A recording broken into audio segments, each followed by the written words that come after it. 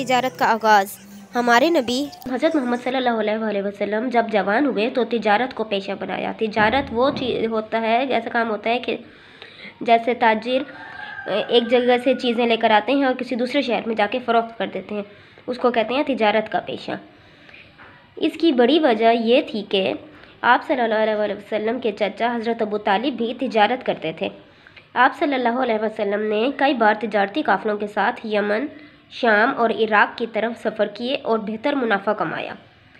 آپ صلی اللہ علیہ وسلم نے کبھی کسی ایک چیز کی تجارت نہیں کی، بلکہ جس چیز کی ضرورت مکے میں ہوتی وہ آپ خرید لاتے، اور جو چیز دوسرے علاقوں میں فروخت ہو سکتی تھی وہ اپنے سامان تجارت میں لے جاتے تھے۔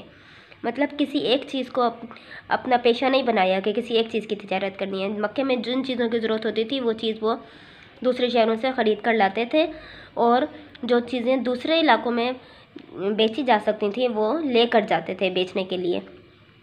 دوران تجارت لوگوں نے آپ صلی اللہ علیہ وسلم کی دیانتداری، امانت داری اور اچھے طریقے سے مالی معاملات طے کرنے کی عادات کو دیکھا، اور جن لوگوں کے ساتھ آپ صلی اللہ علیہ وسلم نے مکہ میں لین دین کیا، ان سب نے ہی آپ صلی اللہ علیہ وسلم کو امین، صادق، سچ بولنے والا، اچھے اخلاق و کردار کا مالک اور اچھے طریقے سے معاملات طے کرنے والا پایا۔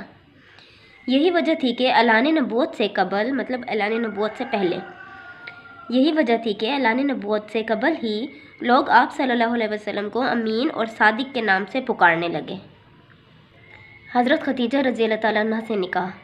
اب حضرت خدیجہ جو حضور پاک صلی اللہ علیہ وسلم کی پہلی بیوی تھی، ان سے کیسے نکاح ہوا یہ ہم پڑھیں گے۔ ہمارے نبی صلی اللہ علیہ وسلم کی امانت و صداقت مشہور تھی۔ آپ صلی اللہ علیہ وسلم کی ایمانداری اور نیک مزاج کو دیکھتے ہوئے مکہ کی امیر ترین خاتون حضرت خدیجہ رضی اللہ تعالیٰ عنہ نے حضور اکرم صلی اللہ علیہ وسلم سے درخواست کی کہ وہ ان کی تجارت کے کاموں کو سنبھالنے میں ان کی مدد کریں۔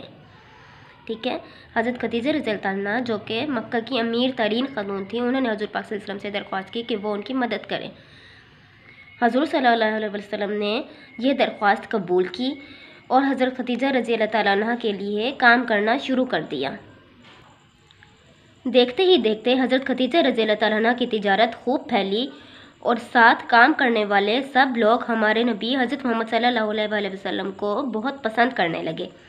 حضرت خدیجہ رضی اللہ تعالیٰ عنہ بھی آپ صلی اللہ علیہ وسلم کے کاموں کو پسند فرماتی اور آپ صلی اللہ علیہ وسلم پر بہت بھروسہ کرتی۔ کچھ عرصے میں حضور صلی اللہ علیہ وسلم نے حضرت خدیجہ رضی اللہ تعالیٰ عنہ سے نکاح فرمایا۔ وہ نہ صرف اچھی بیوی تھیں بلکہ حضور صلی اللہ علیہ وسلم کی بہت اچھی دوست اور ساتھی بھی تھیں۔ وہ حضور صلی اللہ علیہ وسلم کا بے حد خیال رکھتی تھیں اور اسلام پر ایمان لانے والی سب سے پہلی خاتون بھی تھیں۔ جب حضور صلی اللہ علیہ وسلم پر پہلی وحی اتری اور حضور صلی اللہ علیہ وسلم اس معجزے سے قدرے پریشان ہوئے، تو اس وقت بھی حضرت خدیجہ رضی اللہ تعالیٰ عنہ نے ہی آپ صلی اللہ علیہ وسلم کو سنبھالا۔ اعلان نبوت کے بعد تمام مشکل مرحلوں میں حضرت خدیجہ رضی اللہ تعالیٰ عنہ نبی کریم حضرت محمد صلی اللہ علیہ وسلم کے ساتھ رہیں۔ مطلب اعلان نبوت کے بعد بھی جو بھی مشکل مرحلے آئے، مشکل معاملوں کی سمجھ، حضرت محمد صلی اللہ علیہ وسلم کے دادا حضرت عبد المطلب آپ صلی اللہ علیہ وسلم کو زیادہ وقت اپنے ساتھ رکھتے تھے، جس کی وجہ سے آپ صلی اللہ علیہ وسلم کو بچپن میں ہی معاملات سمجھنے کی تربیت ملی تھی۔ حضور صلی اللہ علیہ وسلم نے وہ سمجھ اور شعور تھا کہ مسئلے کو فوراً سمجھ کر اس کا حل نکال لیتے تھے۔ مزاج میں لوگوں کی محبت، معصوموں اور مظلوموں کے لیے ہمدردی جیسی عادات نے آپ صلی اللہ علیہ وسلم کو مکہ کے لوگوں کا ایک مقبول رہنما بنا دیا تھا۔